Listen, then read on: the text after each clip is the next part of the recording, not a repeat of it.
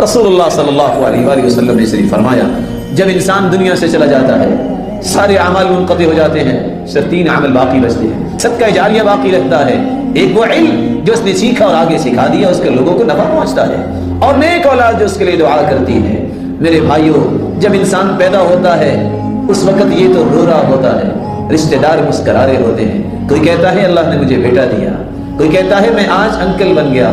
کہنے والا کتنی خوبصورت بات کہتا ہے، اے آدم کے بیٹے، جب تم پیدا ہوئے تم تو رو رہے تھے اور تیرے رشتہ دار مسکرا رہے تھے۔ زندگی ایسی خوبصورت بنا لے جب تم اس دنیا کو چھوڑنے لگو اللہ تم پہ راضی ہو، تم اللہ پہ راضی ہو، تمہاری زبان پہ کلمہ ہو، تم مسکرا کر اس دنیا کو چھوڑ رہے ہو اور دنیا تمہاری نیکیوں کو یاد کر کر کے روتی نظر آئے۔ یہ نہ ہو کہ گناہ میں اپنی زندگی لگا دے اور پھر خواب بھی دیکھے کہ جنت ہی ملے گی۔ کوئی بات نہیں، زندگی کی عیش تو کر لے، بابر پہ عیش کوش، عالم دوبارہ نہیں، یہ تو عیش کرنے کی بات ہے، زندگی کون سی دوبارہ ملنی ہے، یہ جاہلوں کی بات ہے، یہ قبر کو بھلانے والی بات ہے۔ رسول اللہ صلی اللہ علیہ وآلہ وسلم نے ایسی تربیت نہیں دی۔ میرے بھائیوں، کہنے والا صحیح کہتا ہے، اے آدم کے بیٹے، گناہوں پہ گناہ بھی کرتے جاتے ہو اور خواب بھی جنت کے دیکھتے ہو۔